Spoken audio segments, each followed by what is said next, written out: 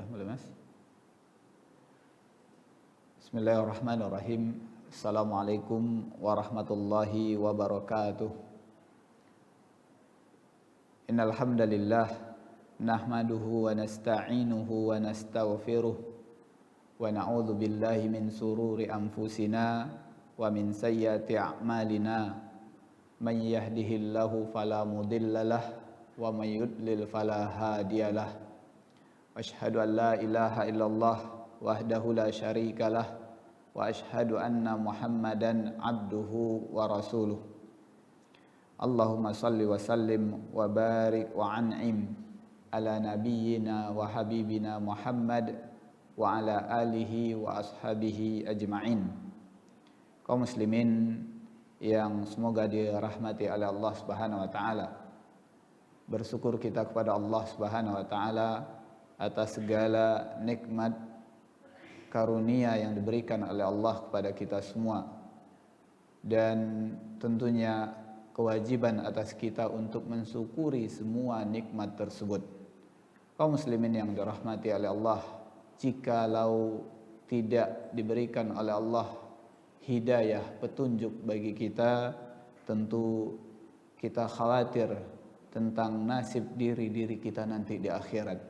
Oleh sebab itu, nikmat yang paling besar yang harus kita syukuri kepada Allah adalah nikmat tauhid, nikmat beradanya kita di atas agama Islam, diberikannya taufik oleh Allah Subhanahu wa taala untuk menjalankan kehidupan kita ini di atas apa yang telah dibawakan oleh Nabi Muhammad sallallahu alaihi wasallam. Oleh sebab itu, setelah kita bersyukur pada Allah, tentu kita juga berharap kepada Allah Subhanahu wa taala agar selawat serta salam kita diberikan kepada junjungan kita Nabi Muhammad sallallahu alaihi wasallam, dan juga kita berharap agar selawat kita ini disampaikan juga buat keluarga beliau, istri-istri beliau, anak keturunan Nabi sallallahu alaihi wasallam, pada para sahabat, kepada para tabi'in dan tabi'ut tabi'in, serta orang-orang yang senantiasa ikhlas mengikuti langkah-langkah yang telah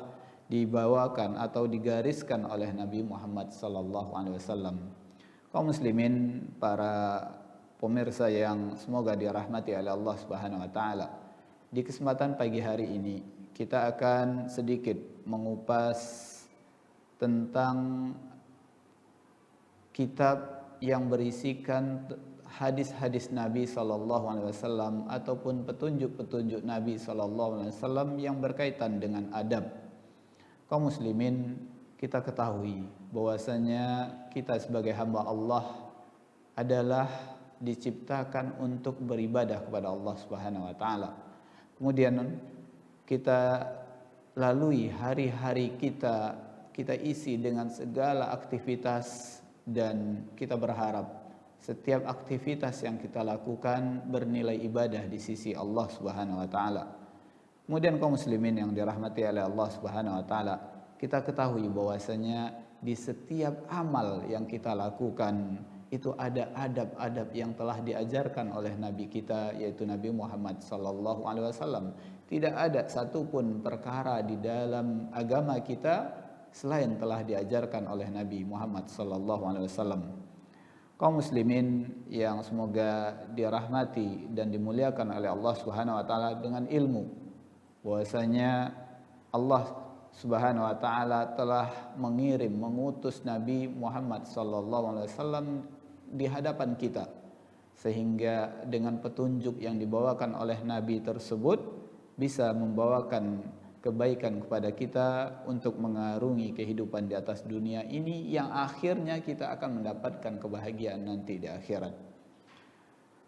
Baiklah, di kesempatan pagi hari ini, sebagaimana yang kita sampaikan bahwasanya hari ini atau mulai kesempatan pagi hari ini kita akan membahas sedikit dari adab-adab bangun tidur. Namun sebelumnya kita ketahui bahwasanya kitab Al-Ala Al-Bahiyah, syarah dari Sahih Al-Adab Al-Islami, di mana di dalam kitab tersebut dikumpulkan oleh penulis, yaitu atau yang disyarah oleh Syekh Wahid Abdus Salam Bali, yang mana berisikan tentang kumpulan hadis-hadis sahih dan minimal hasan derajat hadis yang beliau kumpulkan di dalam kitab tersebut atau yang dibahas di dalam kitab tersebut, yang berkenan dengan adab-adab Islami yang patut dijalankan atau dilaksanakan oleh setiap muslim. Kaum muslimin, para pendengar dan penyimak yang kami muliakan, bahwasanya di dalam kitab tersebut akan kita dapatkan bagaimana Rasulullah sallallahu alaihi wasallam menjalankan kehidupan beliau di dalam urusan ibadah. Nabi sallallahu alaihi wasallam telah mengajarkan kepada kita bagaimana ibadah yang semestinya dilakukan oleh seorang hamba, tentu dengan adab-adab yang telah beliau ajarkan. Kemudian dalam urusan bermuamalah, bagaimana Rasulullah sallallahu alaihi wasallam bermuamalah dengan keluarga beliau, bagaimana beliau bermuamalah dengan para sahabat, bagaimana beliau bermajelis bersama para sahabat, bagaimana beliau berjalan pun diterangkan di dalam kitab tersebut. Kemudian kaum muslimin, oleh sebab itu penulis sangat berharap bahwasanya kitab beliau ini bisa menjadikan patokan yang diambil oleh setiap muslim untuk menjalankan kehidupannya sehari-hari, sehingga setiap apa aktivitas yang kita lakukan yang bernilai ibadah, tentu kita lakukan ibadah-ibadah tersebut dengan mengikuti adab-adab yang telah diajarkan oleh Nabi sallallahu alaihi wasallam. Kaum muslimin, aktivitas apapun, walaupun aktivitas itu hanyalah sebuah aktivitas yang mubah sifatnya, yang perkara dibolehkan, namun kalau seandainya kita tanamkan niat di dalam hati kita untuk mendapatkan keridhaan dari Allah Subhanahu wa taala, maka Allah akan nilai itu sebagai sebuah ibadah di sisi Allah Subhanahu wa taala. Oleh sebab itu, setelah kita menanamkan niat ikhlas kita di dalam menjalankan aktivitas, di dalam menjalankan sebuah amal, maka marilah kita ikuti petunjuk Nabi sallallahu alaihi wasallam untuk menjalankan aktivitas tersebut.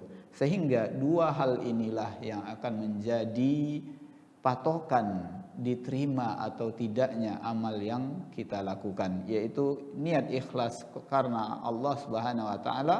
Yang kedua yaitu mengikuti apa yang telah diajarkan oleh Nabi kita Nabi Muhammad sallallahu alaihi wasallam. Kemudian kaum muslimin, di dalam kitab tersebut atau di dalam kitab ini kita akan lihat atau kita akan dapatkan bagaimana adab-adab yang ditanamkan oleh Nabi sallallahu alaihi wasallam untuk umat beliau, mulai dari kita bangun tidur sampai nanti kita tidur kembali. Jadi sehari-hari kegiatan harian kita itu selalu ada adab-adab yang telah diajarkan oleh Nabi sallallahu alaihi wasallam. Kaum muslimin yang dirahmati oleh Allah Subhanahu wa taala, di kesempatan pagi hari ini kita akan mulai dari adab bangun tidur. Adab bangun tidur. Sebagaimana yang kita sampaikan bahwasanya mulai dari bangun tidur kita telah diajarkan bagaimana adab yang semestinya yang dilakukan oleh seorang muslim ketika bangun tidur. Kemudian sedikit kami sampaikan bahwasanya perkara adab adalah segala sesuatu yang semestinya dilakukan oleh seorang muslim dalam menjalankan sebuah amal, baik itu perkara yang wajib untuk dilakukan ataupun perkara yang mungkin sifatnya mustahab ataupun perihal yang dianjurkan untuk dilakukan oleh seorang muslim. Kaum muslimin yang dirahmati oleh Allah Subhanahu wa taala, adab bangun tidur ini adalah sebuah aktivitas yang selalu kita lakukan di setiap pagi, yaitu bangun dari tidur kita. Kaum muslimin yang dirahmati oleh Allah Subhanahu wa taala, para ulama mengatakan tidur merupakan bentuk perumpamaan matinya seseorang. Oleh sebab itu, ketika kita dibangunkan oleh Allah Subhanahu wa taala dari bangun atau dari tidurnya kita, maka artinya Allah telah memberikan kesempatan kembali buat kita untuk menjalankan kehidupan ini. Oleh sebab itu, adab yang pertama sekali yang harus kita lakukan ketika bangun tidur, atau perkara yang pertama sekali yang harus kita lakukan ketika kita bangun tidur adalah yaitu bersyukur kepada Allah Subhanahu wa taala. Maka adab yang pertama yang dituliskan di dalam kitab ini adalah zikrullahi indal istaiqadh, yaitu berzikir atau mengucapkan rasa syukur kita kepada Allah Subhanahu wa taala ketika bangun dari tidur. Kaum muslimin, kita ketahui bahwasanya dengan nikmat dibangunkannya kita oleh Allah Subhanahu wa taala dari tadinya kita dimatikan sejenak oleh Allah Subhanahu wa taala, maka pantaslah buat kita untuk bersyukur kepada Allah Subhanahu wa taala. Bisa kita bayangkan kaum muslimin, kalau seandainya tadi malam kita tidur, kemudian Allah Subhanahu wa taala tidak bangunkan kita lagi untuk menjalankan kehidupan di pagi hari ini, tentu status kita sudah berbeda lagi. Kita tidak lagi sebagai orang yang hidup. Maka ketika Allah bangunkan kita dari tidurnya kita, kemudian Allah berikan kesempatan bagi kita untuk hidup lagi, kita bersyukur kepada Allah Subhanahu wa taala. Dengan itu kita bisa melanjutkan tugas kita sebagai hamba Allah Subhanahu wa taala, yaitu beribadah kepada Allah Subhanahu wa taala, agar kita nanti memperbanyak pundi-pundi amal kita yang akan kita bawa ke hadapan Allah Subhanahu wa taala. Kaum muslimin yang dirahmati oleh Allah Subhanahu wa taala, dalam kitab ini beliau pertama sekali menerangkan tentang bagaimana tidurnya Nabi sallallahu alaihi wasallam di malam hari. Maka beliau membawakan sebuah hadis yang diriwayatkan oleh Imam Al-Bukhari. Wa rawa Al-Bukhari fi sahihihi an Huzaifah radhiyallahu anhu qala kana an-nabiyyu sallallahu alaihi wasallam idza akhadha madaji'ahu minal laili wada'a yadahu tahta khadihi thumma yaqulu Allahumma bismika amutu wa ahya. Jadi sebelum beliau menyebutkan tentang zikir ataupun rasa syukur kita ketika bangun tidur, beliau membawakan hadis yang diriwayatkan oleh Imam Bukhari. Ketika Nabi SAW hendak tidur, maka beliau mengajarkan doa untuk kita ketika ingin tidur.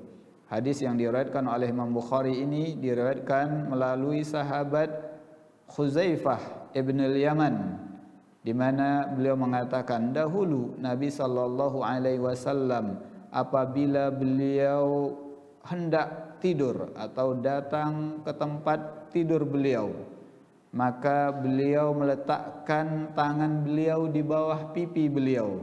Kemudian beliau membaca doa atau zikir, Allahumma bismika amutu wa ahya. Jadi di dalam hadis ini beliau membawakan doa atau Nabi SAW mengajarkan doa untuk kita sebelum kita tidur, yaitu dengan lafaz Allahumma bismika amutu wa ahya.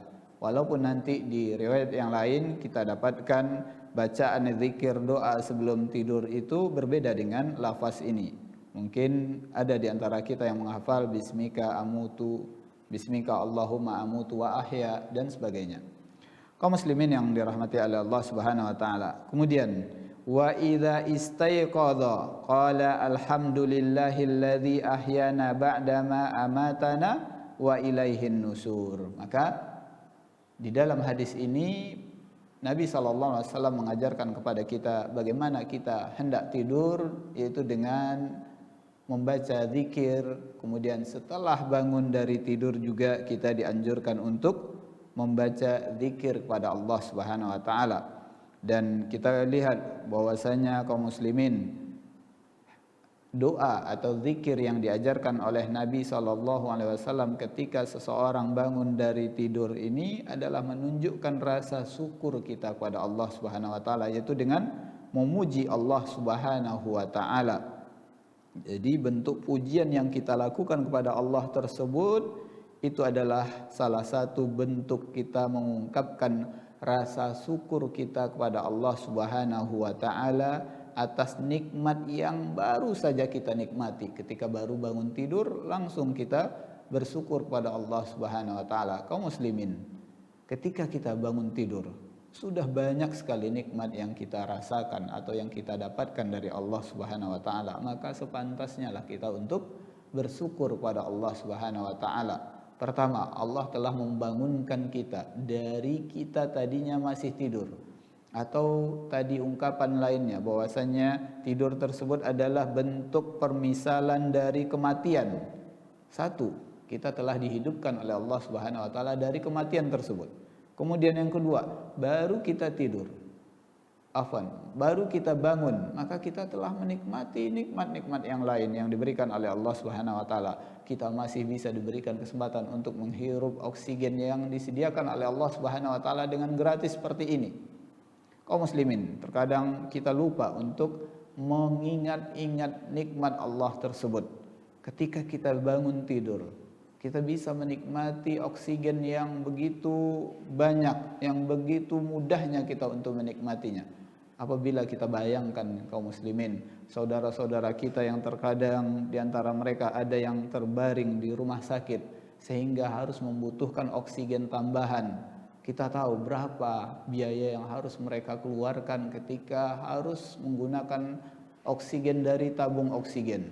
Kaum muslimin, ini adalah nikmat yang sangat besar yang diberikan oleh Allah Subhanahu wa taala kepada kita semua. Maka sepantasnya lah ketika bangun dari tidur kita langsung mengingat Allah, mengingat nikmat-nikmat yang diberikan oleh Allah Subhanahu wa taala.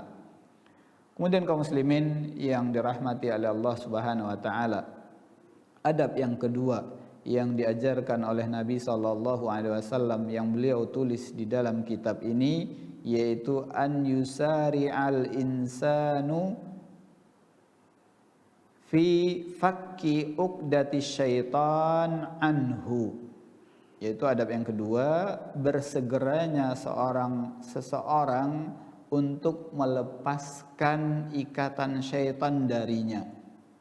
Jadi bersegeranya kita untuk melepaskan ikatan syaitan yang ada pada diri kita.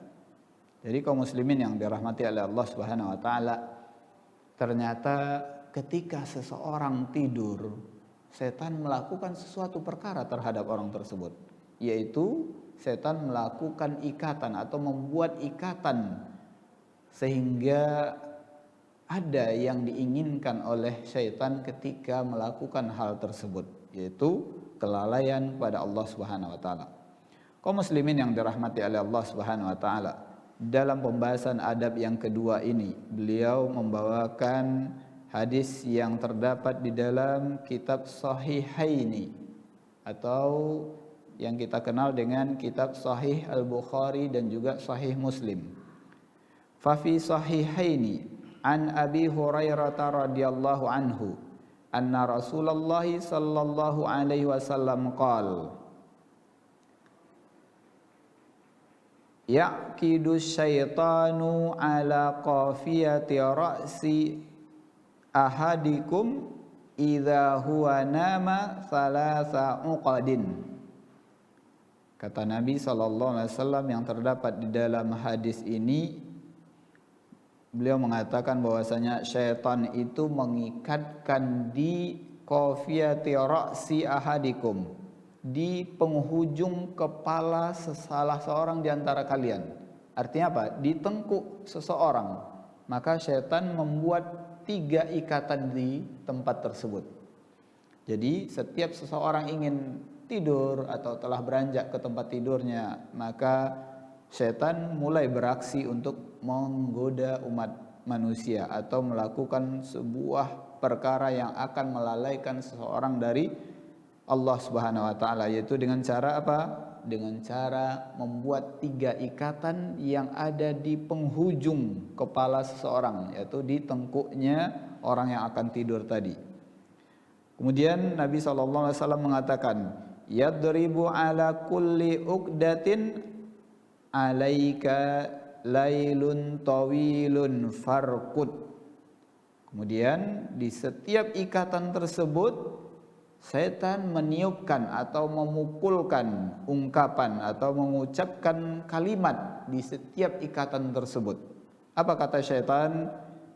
Kata setan kepada orang yang akan tidur tadi, alaika lailun tawilun. Buatmu atau untukmu malam yang panjang. Farqud, maka tidurlah dengan nyenyak. Maka kita lihat kaum muslimin, inilah pekerjaan setan untuk setiap manusia ketika seseorang ingin tidur. Maka oleh sebab itu hal ini perlulah sangat kita perhatikan, bahwasanya setiap manusia yang akan tidur diberi ikatan oleh setan di tengkuknya sebanyak 3 ikatan, dan setiap ikatan tersebut setan meniupkan kemudian mengatakan kepada orang tersebut bahwasanya malam ini adalah malam yang panjang buat engkau, tidurlah gitu. Tidurlah dengan nyenyak. Kemudian Nabi SAW mengatakan, fa inna istaiqadha fa dzakarallaha in hallat uqdah. Maka kata Nabi, kalau seandainya seseorang tadi bangun dari tidurnya, kemudian dia mengucapkan zikir kepada Allah Subhanahu wa taala, in hallat uqdah, maka akan terlepas satu ikatan. Jadi kaum muslimin yang dirahmati oleh Allah Subhanahu wa taala, ketika kita pertama sekali bangun dari tidur kita, kemudian kita mengingat Allah, membaca zikir yang sebagaimana yang telah diajarkan oleh Nabi tadi, yaitu alhamdulillahilladzi ahyana ba'da ma amatana wa ilaihin nusur. Maka kata Nabi, kalau seandainya perkara itu kita lakukan, in hallat uqdah, maka lepaslah satu ikatan dari 3 ikatan yang dibuat oleh syaitan di tengkuk kita tadi. Kaum muslimin yang dirahmati oleh Allah Subhanahu wa taala. Kemudian fa in shalla in hallat uqdah. Afwan, sebelumnya wa in tawaddoa in hallat uqdah. Jadi pertama kita bangun dari tidur, mestinya kita membacakan zikir kepada Allah Subhanahu wa taala atau memuji Allah Subhanahu wa taala. Yang kedua, kita berwudu. Maka kalau seandainya seseorang tadi telah berzikir dari setelah bangun, maka berlanjut dia mendatangi kamar mandi atau tempat air, kemudian berwudu. Maka kata Nabi, in hallat uqdah, maka akan lepas ikatan yang kedua. Kemudian kaum muslimin yang dirahmati oleh Allah Subhanahu wa taala, wa in shalla in hallat uqdah. Kemudian kalau seandainya orang tersebut tadi salat, maka in hallat uqdah, maka lepaslah ikatan yang ketiga. Artinya apa? Kaum muslimin, kalau seandainya kita telah bangun dari tidur, kemudian berzikir kepada Allah Subhanahu wa taala, maka lepas satu ikatan. Kemudian kita berwudu, maka lepas ikatan yang kedua. Kemudian kita sholat, maka lepaslah 3 ikatan yang tadi dibuat oleh syaitan di tengkuk seseorang. Kemudian kaum muslimin yang dirahmati oleh Allah Subhanahu wa taala, Nabi SAW mengatakan, fa asbaha nasyitan thayyibun nafs wa illa asbaha khabithan nafsi kaslanan. Jadi kata Nabi SAW, kalau seandainya seseorang yang bangun dari tidurnya melakukan 3 perkara tadi, maka 3 ikatan syaitan itu pun akan lepas. Dan kata Nabi, fa asbaha nasyitan, maka orang tersebut akan menjadi semangat, rajin. Kemudian dia akan merasakan dirinya, jiwanya dalam kondisi atau dalam keadaan yang sangat baik. Namun kata Nabi SAW sebaliknya, wa illa asbaha khabitha nafs, maka kalau seandainya tidak dilakukan oleh seseorang 3 perkara tadi, maka dia akan merasakan jiwanya, dirinya dalam keadaan yang sangat buruk. Bahkan dia akan merasakan kemalasan atau bermalas-malas di saat dia bangun dari tidur tersebut. Oleh sebab itu kaum muslimin, 3 perkara ini hendaklah dilakukan oleh seorang muslim ketika bangun dari tidur, agar bangun dari tidur dia akan merasakan begitu semangatnya diri dia, begitu semangatnya jiwa dia, rajin untuk melaksanakan aktivitas selanjutnya.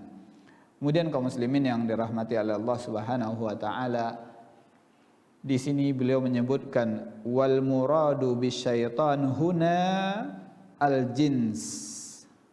Jadi yang dimaksud dengan syaitan di sini adalah yaitu jenisnya, yaitu jenis syaitan sendiri, yaitu dari kalangan jin. Karena kita ketahui kaum muslimin bahwasanya syaitan bisa bermakna sifat, sebagaimana yang terdapat di dalam surah An-Nas, yaitu minal jinnati wan nas. Jadi syaitan, sifat syaitan itu ada pada diri jin ataupun ada dari golongan jin dan juga ada dari golongan manusia. Namun yang dimaksud di sini syaitan adalah benar-benar dari bangsa jin itu sendiri. Kaum muslimin yang dirahmati oleh Allah Subhanahu wa taala, oleh sebab itu adab yang kedua ini hendaklah kita lakukan di setiap kita bangun dari tidur, agar kita mendapatkan semangatnya jiwa kita, semangatnya diri kita untuk menjalankan aktivitas kita setelah kita bangun dari tidur tersebut. Kaum muslimin yang dirahmati oleh Allah Subhanahu wa taala, mungkin terkadang kita merasakan ada kok ketika bangun tidur ataupun di pagi hari kita merasakan sesuatu yang tidak nyaman. Oleh sebab itu pantaslah bagi kita untuk mengkoreksi diri kita. Apa tadi pagi atau bangun tidur tadi udah sempatkah kita berzikir pada Allah Subhanahu wa taala? Atau benarkah wudhu yang kita lakukan, atau perlu kita koreksi lagi sholat yang kita lakukan? Karena 3 perkara tadi haruslah segera kita lakukan ketika kita bangun dari tidur, agar mendapatkan kenyamanan ataupun semangat yang baru ketika kita bangun dari tidur. Kaum muslimin, itu adalah adab yang kedua yang beliau sebutkan dalam kitab ini, yaitu bersegera untuk melepaskan ikatan syaitan yang dibuat oleh syaitan ketika seseorang tidur, yaitu dengan 3 ikatan di tengkuk seorang yang akan tidur. Kemudian kaum muslimin yang dirahmati oleh Allah Subhanahu wa taala, al-adabu tsalis atau adab yang ketiga yang diajarkan oleh Nabi sallallahu alaihi wasallam yang beliau rangkum dalam kitab ini atau yang terdapat dalam buku ini, yaitu at-tasawwuk, yaitu bersiwak. Beliau membawakan dalil an Huzaifah radhiyallahu anhu. Masih hadis yang diriwayatkan oleh sahabat Huzaifah ibn al-Yaman radhiyallahu anhu. Qala kana an-nabiy sallallahu alaihi wasallam idza qama minal laili yashusu famahu bisiwaki. Jadi sahabat Huzaifah mengatakan bahwasanya dulu Nabi SAW kalau seandainya beliau bangun dari tidur, maka beliau menyikat mulut beliau, membersihkan mulut beliau dengan siwak. Kaum muslimin yang dirahmati oleh Allah Subhanahu wa taala, tentu yang dimaksud dengan siwak di sini atau bersiwak di sini, ada pendapat dari para ulama yang mengatakan ya memang benar-benar kita menggunakan kayu arak yang biasa digunakan untuk bersiwak, atau ya kalau orang Indonesia bilang siwak, kayu siwak gitu. Namun sebagian para ulama mengatakan yang dimaksud di sini juga masuk ke dalamnya perkara membersihkan mulut dengan sikat gigi ataupun hal-hal yang lain yang bisa digunakan sebagai pengganti kayu arak tersebut. Kaum muslimin yang dirahmati oleh Allah Subhanahu wa taala, karena inti dari permasalahan ini yaitu bersiwak adalah dengan tujuan untuk membersihkan mulut ataupun ingin membersihkan aroma mulut. Maka oleh sebab itu ada beberapa waktu yang sangat dianjurkan bagi kita untuk bersiwak. Yang pertama yaitu sebagaimana yang disebutkan tadi, ketika bangun dari tidur. Kemudian juga kita dianjurkan untuk bersiwak itu ketika kita berwudu atau hendak melaksanakan sholat. Bahkan di sebuah riwayat Nabi SAW mengatakan, kalaulah tidak memberatkan bagi umatku, maka aku wajibkan buat mereka untuk bersiwak ketika atau di setiap wudu ataupun di setiap sholat mereka. Maka kaum muslimin yang dirahmati oleh Allah Subhanahu wa taala, bersiwak atau membersihkan mulut, membersihkan gigi, ini adalah sunnah Nabi SAW. Bahkan Nabi sangat menekankan untuk melakukan perkara ini. Kemudian waktu yang lain yang dianjurkan buat kita untuk bersiwak atau membersihkan mulut adalah ketika telah kita rasakan berubahnya aroma mulut yang ada pada diri kita. Maka di saat itu kita dianjurkan untuk melakukan siwak tersebut atau menyikat gigi kita atau membersihkan mulut kita. Jadi perkara bersiwak ini pertama dianjurkan yaitu ketika bangun tidur, kemudian yang kedua sangat ditekankan lagi di setiap kita berwudu dan juga di setiap kita hendak melaksanakan sholat. Kemudian waktu yang lain yang dianjurkan untuk bersiwak adalah ketika kita merasakan telah berubahnya aroma mulut kita. Kemudian kaum muslimin yang dirahmati oleh Allah Subhanahu wa taala, yang keempat atau al-adabur rabi', iqadhu ahlihi liqiyamil laili, yaitu membangunkan keluarganya untuk menegakkan malam. Jadi adab yang keempat yang diajarkan oleh Nabi SAW yang terdapat dalam kitab ini, dalam pembahasan ini, yaitu membangunkan keluarganya. Maksudnya seseorang yang tidur kemudian bangun, maka hendaklah dia juga membangunkan keluarganya untuk menghidupkan malam. Kaum muslimin yang dirahmati oleh Allah Subhanahu wa taala, tentunya pembahasan ini yang dimaksud adalah hendaklah seorang mukmin atau seorang muslim itu bangun lebih awal lagi, yaitu sebelum waktu sholat subuh. Artinya apa?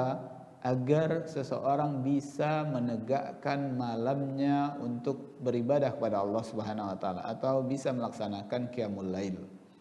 Kaum muslimin yang dirahmati oleh Allah Subhanahu wa taala, oleh sebab itu pembahasan ini yang dimaksudkan adalah kita dianjurkan untuk bangun lebih awal lagi sebelum masuknya waktu sholat subuh, sehingga bisa untuk melaksanakan qiyamul lail dan juga membangunkan keluarga untuk mengajak mereka melaksanakan qiyamul lail. Dalil yang beliau bawakan di sini adalah faqad rawa Abu Dawud bi sanadin hasanin an Abi Hurairah radhiyallahu anhu qala. Hadis ini diriwayatkan oleh sahabat Abu Hurairah. Qala Rasulullah sallallahu alaihi wasallam, bahwasanya Nabi sallallahu alaihi wasallam mengatakan, rahimahullahu rajulan qama minal laili fa shalla fa aiqidha imra'atahu. Jadi Nabi sallallahu alaihi wasallam mengatakan bahwasanya Allah akan merahmati seorang laki-laki yang bangun di malam hari kemudian dia melakukan sholat, kemudian wa aiqadha imra'atahu, kemudian dia membangunkan istrinya. Jadi Allah akan merahmati seorang suami, seorang laki-laki yang bangun di malam hari kemudian dia melakukan sholat. Setelah itu dia bangunkan istrinya untuk juga menegakkan atau menghidupkan malam tersebut. Kemudian Nabi SAW mengatakan, fa in abat nadaha fi wajhiha alma. Jadi kalau seandainya istrinya abad, enggan untuk bangun dari tidurnya di malam hari itu setelah dibangunkan oleh suaminya, maka tidak mengapa oleh atau tidak mengapa bagi seorang suami untuk memercikkan air ke wajah istrinya agar bisa bangun dari tidurnya. Kemudian kaum muslimin yang dirahmati oleh Allah Subhanahu wa taala, hadis ini kita lanjutkan.